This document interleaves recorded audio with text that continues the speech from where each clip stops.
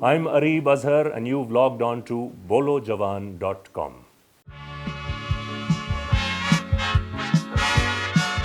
अच्छा हमारे साहब, अगला हमारा टॉपिक जज अदलिया हमारी जो है उसके ऊपर है, और जो जिस तरह ये जस्टिस फायज ईसा का केस अभी हुआ और उसके ऊपर अदालत उज़्मा ने एक फैसला दे दिया है कि जी वो जो सदारती रेफरेंस है उसको खारिज कर दिया गया है। तो क्या देख रहे हैं आप इसको कि किस तरीके से क्या हमारी, क्योंकि बहुत सारी दुनिया कह रही है कि जी अभी वो मिठाइयाँ जो खा रहे हैं वो वापस होंगी, क्योंकि लोगों को अभी उस तरीके से समझ नहीं आई, या वो मिठाइयाँ सही खा ली हैं। इस पे आप क्या कहते हैं? अच्छा, मिठाइयों वाली बात तो वही है कि मेरे ख्याल से मिठाइयाँ जो खाई हैं वो प्री मेच्योर खाई हैं।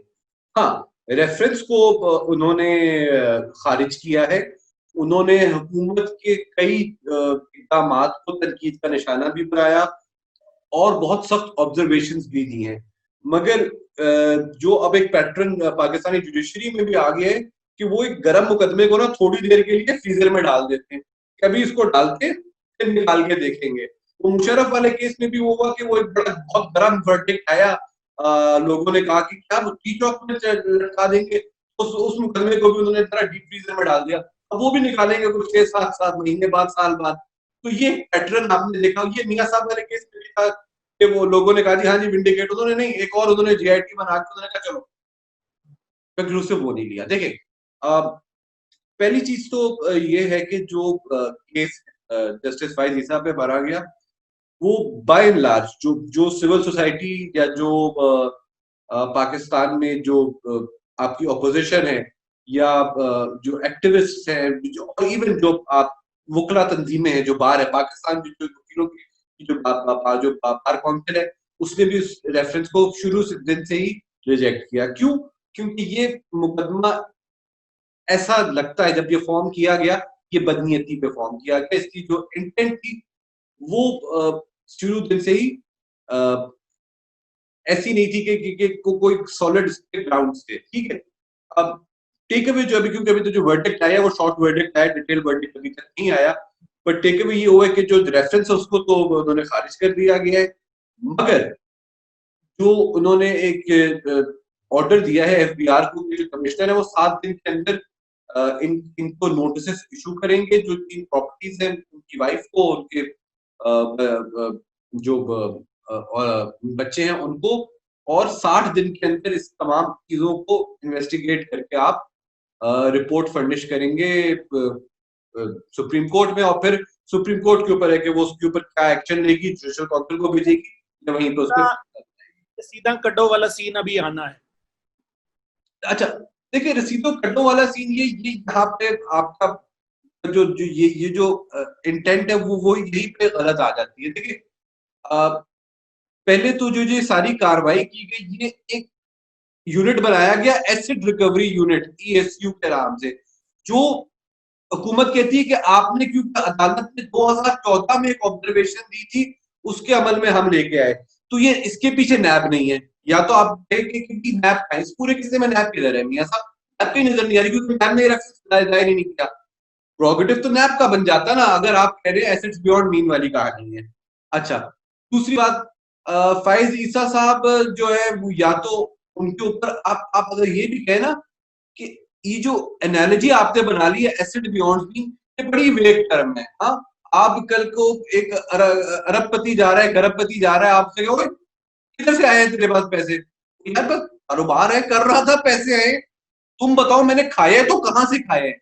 ओनस ऑफ करप्शन आपके पास है ही नहीं किसी भी केस में। यही चीज आप मियां साहब के साथ करते रहे, यही अब आप ईसा के साथ कर रहे हैं। ठीक है, अगर तो आप कहते हैं कि उन्होंने जो ये जो प्रॉपर्टीज खरीदी है वो उन्होंने अपने मीन से बियॉन्ड खरीदी है, तो कैसे भाई, किसी मुकदमे में उन्होंने रिश्वत ली थी?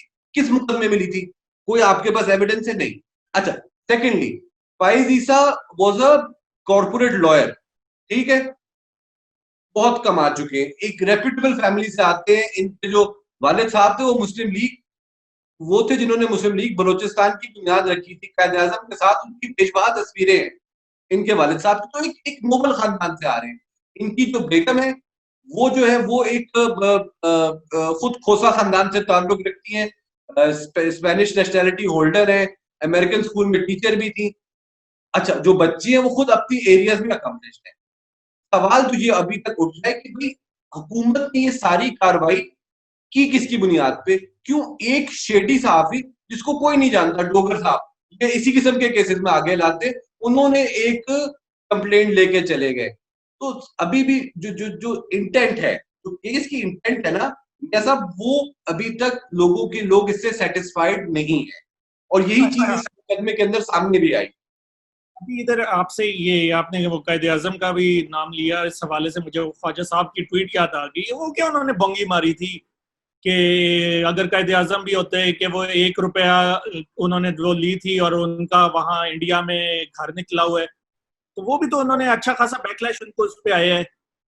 नहीं, बैकलैश की बात नहीं, ये सब बात ये कि जो आपने एसेट बियॉन्ड मींस की कहानी कर दी है ना, इसकी कोई लॉजिक नहीं है।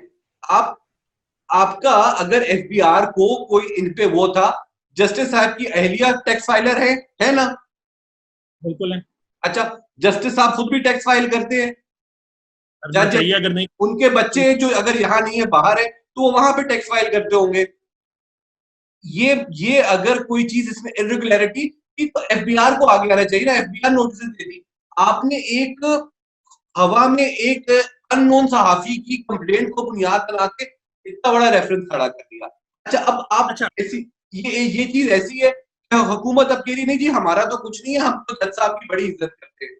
अगर ऐसे ही था, अब आपके जो बैरिस्टर फरोग नसीम साहब है वो कितनी दफा हलफ उठाएंगे? क्या जरूरत थी? जब फायज ईसा साहब ने अपने उसमें जब बतौर पिटिशनर हुआ है, उन्होंने कहा कि ये शहजाद अख्तर साहब, ये आपका माशाल्लाह से बैरिस्टर फरोग नसीम, ये इन लोगों की मिली भगत है। फरोग नसीम ने क्यों रिजाइन किया और अब वो इन्होंने जाके केस लड़ा?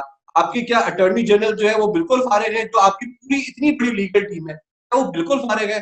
अभी फिर 4 दिन के बाद ये साहब हलफ उठा के वजीर बन जाएंगे। ये नहीं, हुकूमत वो ने ठीक। मजाक बनाया हुआ है नजर।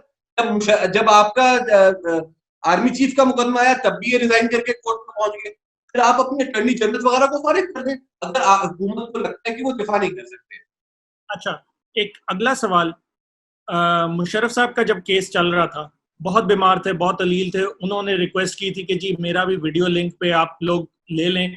अदालत ने उसको स्ट्रेट अवे रिफ्यूज किया और उनको वो सजाए मौत का वो दे दिया, डिसीजन दे दिया। अब यही चीज जस्टिस, क्योंकि अब ये जस्टिस साहब हैं और उनकी बेगम एहलिया की बात हो रही है, उन्होंने यही रिक्वेस्ट की कि जी मेरा वीडियो लिंक पे ले, मैं अदालत नहीं आ रही, जबकि अदालत लगी हुई थी, लोग थे वहां, ऐसा नहीं था कि वो नहीं जा सकती थी। उनका लिए खास उन्होंने अप्रूवल भी दे दिया। तो क्या ये थोड़ा सा नजर नहीं आता कि बायसनेस है? अच्छा, इसको भी क्लियर कर देखिए, देते हैं।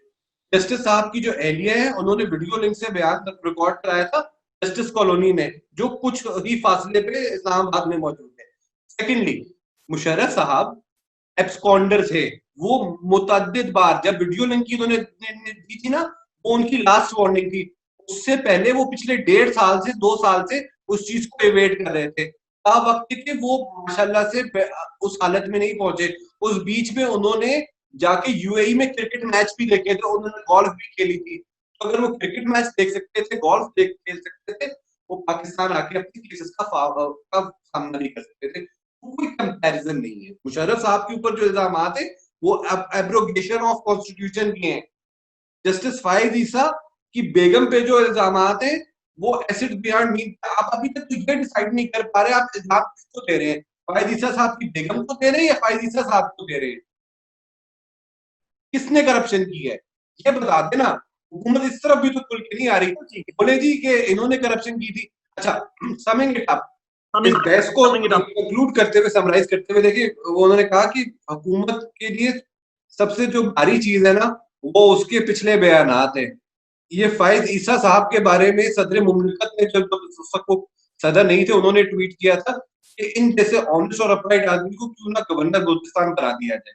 आप जरूर इस पे कमेंट कीजिएगा कि जो हुकूमत ने रेफरेंस दायर किया क्या वो सही किया था, और जो डिसीजन आया है क्या वो बिल्कुल ठीक आया है, और जिस तरीके से अभी वो रिपोर्ट आनी है आगे, जो इसके ऊपर इन्वेस्टिगेशन होनी है, उसके हिसाब से जब भी वो तो अब आएगी तब पता लगेगा कि एक्चुअल सिचुएशन क्या है।